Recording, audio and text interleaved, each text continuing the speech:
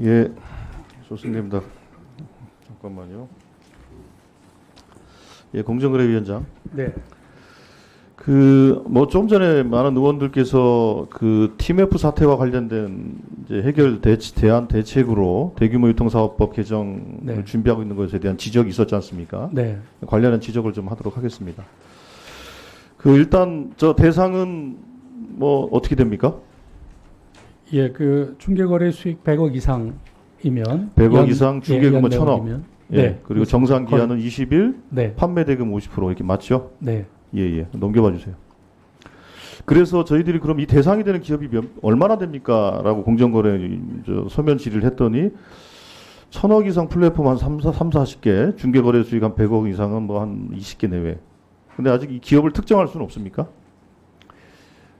저희가 뭐 정확한 실태 조사를 한 것이 아니어서 내부적으로는 뭐 이렇게 분석한 자료는 있습니다. 예, 그러면 넘겨봐 주세요. 그래서 저희들도 뭐 자료가 있냐 했더니 뭐 특별한 거 없는 거 같고, 과거에 오픈마켓 대금정산 실태조사했던 대상 기업들 리스트가 있어서 보니까 아마 대략 이거하고 유사하지 않나 싶어요. 그렇죠? 그거는 뭐 제가 좀 확인해 봐야 되겠습니다. 여기 자료 한번 봐보세요. 지금 안 보입니다. 안 보입니까? 화면이. 왜 자료가 안 보이죠? 잠깐만 좀 멈춰봐 주세요. 예, 이제 예. 예. 이게 주로 이제 대규모 소위 그 정하고 있는 그 내용들이에요. 예. 네이버 쇼핑 11번가 등등등 쭉 이렇게 됩니다. 네.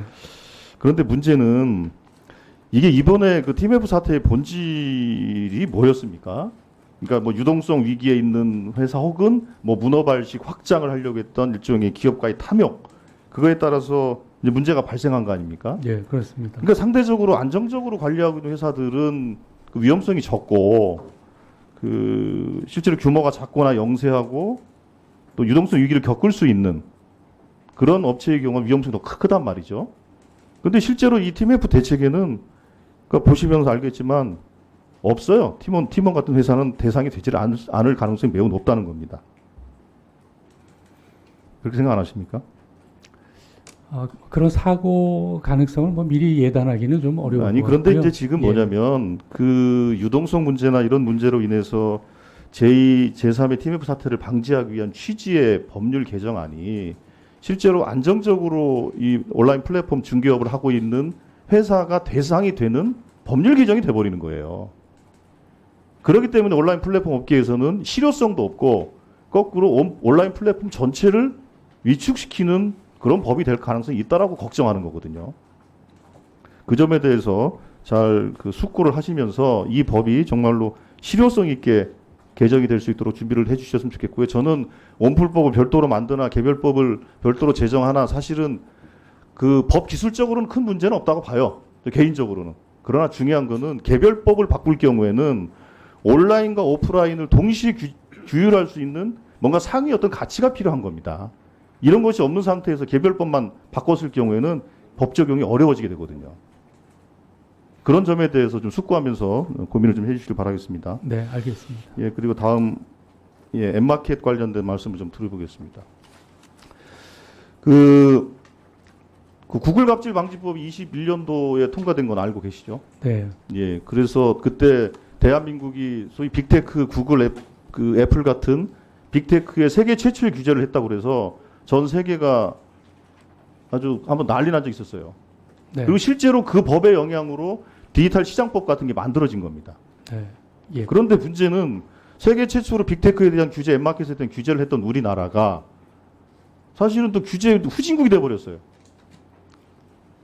기억하실지 모르겠는데 그 당시에 방통위와 공정거래위원회가 앱마켓 사업자에 대한 규제권을 둘러싼 논쟁을 했습니다. 네. 그 논쟁 끝에 결론이 어떻게 났냐? 기술적인 부분들은 방통위가 하고 나머지 소비자 보호라든지 뭐 이런 것은 공정위가 한다 이렇게 된 겁니다. 아시죠? 네. 뭐 공정 경쟁과 소비자 보호는 그렇죠. 공정위가 하는 것을. 이거 넘겨봐 주세요. 자료가 왜 어디? 예. 자, 넘겨봐 주세요. 자, 저기 보면 아니 저 앞에 거 보세요. 그 실제로 소비자원의 인앱 결제 관련해서 쭉 그 소비자 상담한 내용들 보면 계약 불이행, 해지 위약금, 청약 철회 이게 거의 거의 3분의 2 가까이 될 정도로 엄청나게 많은 것들입니다. 넘겨 주세요. 그래서 계약 관련 것들이 피해 구제 접수 현황도 1718건 전체 합계 중에서 1165건 매우 압도적이죠. 넘겨봐 주세요. 그런데 문제는 구글은 약관상 48시간을 기준으로 해서 소위 환불 규정 같은 걸 갖고 있다고 합니다. 소비자 네. 원장님. 예. 그래서 구글에 이거에 대해서 그 전자상권의 대상이다라고 통보를 했는데 그 구글에 대해서는 구글은 어떻게 답변했습니까? 모르세요? 예, 제가 예, 모르신다고요? 구글은 자기들은 전자상거래법 대상이 아니다라고 주장을 했고 소비자원은 맞다라고 규정을 한 겁니다. 어쨌든 넘겨가 주세요. 지금 여기서 말씀드리는 건 뭐냐면 공정거래위원회가 소비자 보호를 위한 이 앱마켓 사업자에 대한 규제권을 공정거래위원회가 갖겠다라고 방통위 업무 조정하면서 했던 거예요. 네. 그런데 그걸 제대로 하고 있냐? 저는 그 질문을 던지는 겁니다. 제대로 안 하고 있잖아요. 엠마켓 관련해서 나름 저희가 조사도 하고 예. 노력. 하여튼 뭐 나름 노력을 하시지만 네. 그 가시적인 성과는 없어 보입니다. 그래서 그 당시 우리가 그 업무 분장을 했던 것처럼 공정거래위원회가 소비자원과 함께 앱마켓 사업자들로부터 소비자를 보호하기 위한 조치를 적극적으로 강구해 주십시오. 알겠습니다. 예. 자, 수고하셨습니다. 이어서 존경하는 강민구 간사님 질의해 주시기 바랍니다.